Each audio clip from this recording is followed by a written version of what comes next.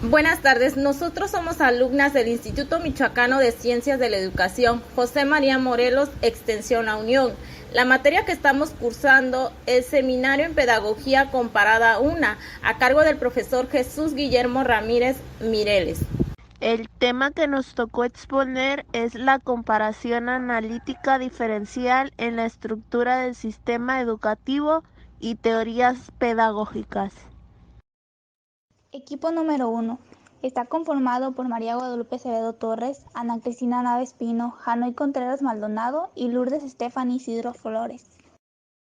Primero que nada vamos a hablar sobre el sistema educativo nacional. El sistema educativo está conformado por la educación inicial, la primaria, la secundaria, la preparatoria y la media superior, y por último los posgrados.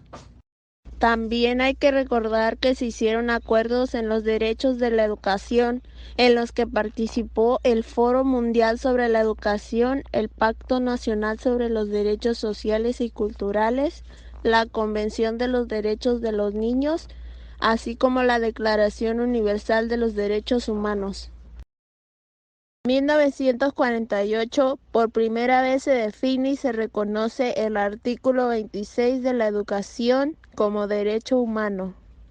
En 1976 se complementa el derecho a la educación en el artículo 3, estableciendo la obligatoriedad de los estados de cumplir el mismo. En 1990 se prioriza la educación del niño y se hacen especificaciones en el artículo 28 y 29 relacionados con la obligatoriedad, gratuidad y permanencia. El Foro Mundial sobre la Educación en el 2000 estipuló que los países unen esfuerzos para garantizar el cumplimiento del derecho a la educación. Pero el desarrollo del sistema educativo nacional del siglo XX se caracterizó por los bajos niveles de cobertura, eficacia y calidad. Sus principales problemáticas fueron la falta de capacitación del docente, poca prioridad por el gobierno, falta de recursos y sobre todo la centralización del sistema educativo. Dentro de la evaluación había un sistema institucional de evaluación al estudiante, pero también una evaluación de carácter diagnóstico formativo para el docente. La educación superior, los proyectos de innovación y pertinencia pertenecían a la innovación y competitividad con solo acción de estrategia de gestión del capital humano. Los proyectos de cierres de brecha eran una alianza rural de la educación y el desarrollo con los planes del fomento a la calidad. Por último, debemos de mencionar los proyectos de calidad. Eran como una vigilancia y control a la evaluación y certificación y acreditación. Las teorías educativas son marcos conceptuales que han servido para describir, explicar y orientar el quehacer educativo, así como también construir y reconstruir haceres y saberes del mismo. Se refiere a un hecho social desarrollado en torno a la persona y a la sociedad donde se envuelve. Las teorías educativas se dividen en 5 partes: la teoría del pensamiento de la información, la teoría de las inteligencias múltiples, la teoría cognitivo-social, la teoría del aprendizaje y la teoría del constructivismo. Aprendizaje por descubrimiento. La teoría por Jeremy Brunner, expresando que durante el proceso de enseñanza, el cual es logrado si el alumno se enfrenta a un problema. El aprendizaje significativo, propuesta por Ausubel, proponiendo que el ser humano solo aprende lo que tiene sentido y lógica. Es aquí donde el docente tiene la función de lograr que el alumno relacione ambos conceptos. El cognitivismo. El objetivo de estudio de esta teoría es la interpretación de la mente, donde el proceso de almacenamiento de información se lleva a cabo y esta se lleva almacenada a la memoria, nutriendo diversas disciplinas de nuestro entorno, donde se lleva a cabo la inteligencia artificial y las ciencias del lenguaje.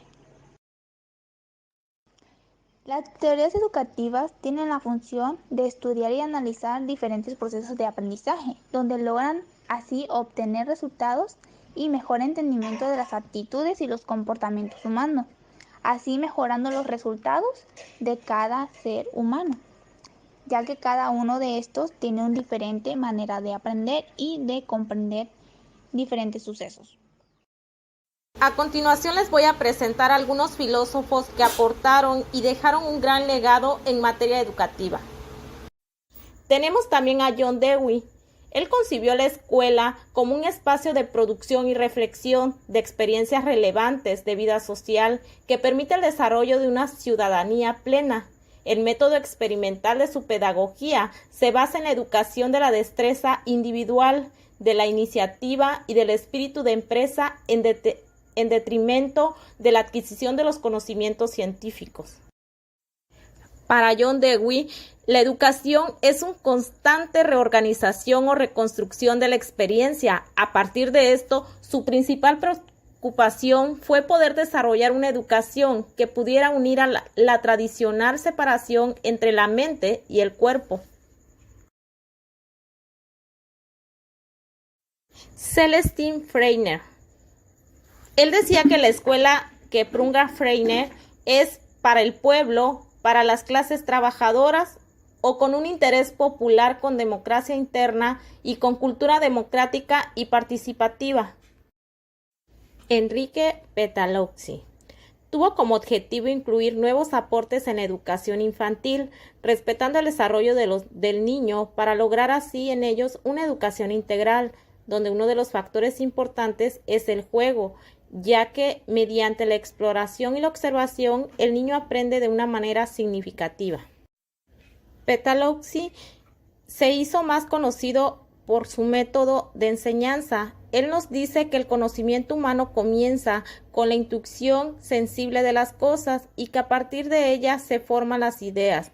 Nos dice también que el método de enseñanza ha de seguir este mismo proceso que se tiene que adaptar al desarrollo mental del niño en cada momento dado. Juan Rousseau propuso considerar los intereses y capacidades del niño como insumo inicial para visionar las metas del aprendizaje en el proceso formativo y educativo. Indicó la importancia del estímulo por el aprendizaje al niño como estrategia de sensibilización hacia la educación y el conocimiento en una apuesta a despertar la curiosidad del infante y articularla dentro de un plan organizado de enseñanza y aprendizaje. Herbart.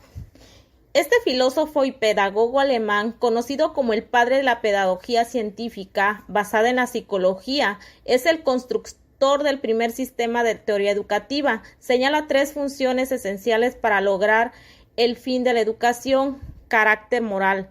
Primero, el gobierno. Segundo, la instrucción. Y tercero, la disciplina. Afirma que el interés es el concepto cardial de la instrucción.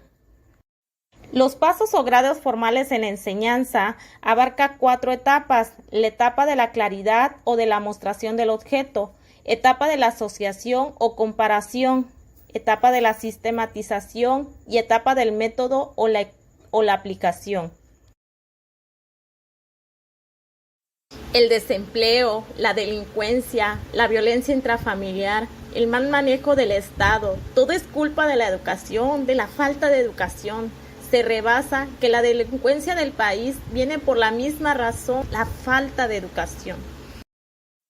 Casi 2 millones de niños entre 3 y 14 años no asisten a la escuela. 4 de cada 10 jóvenes en edad de cursar educación media superior no son atendidos. 30 millones de mexicanos mayores de 15 años son analfabetas o no han concluido su educación básica. Falta y configurar un modelo educativo en donde todos seamos beneficiados. Posiblemente no exista nada más complejo que el aprendizaje. Necesitamos modelos teóricos para entenderlo y mejorarlo, incluso al precio de reducir puntualmente esa complejidad al pensar en la educación. Por eso son muchos de los filósofos que han aportado gran parte de sus conocimientos en materia educativa para dejarnos este gran legado.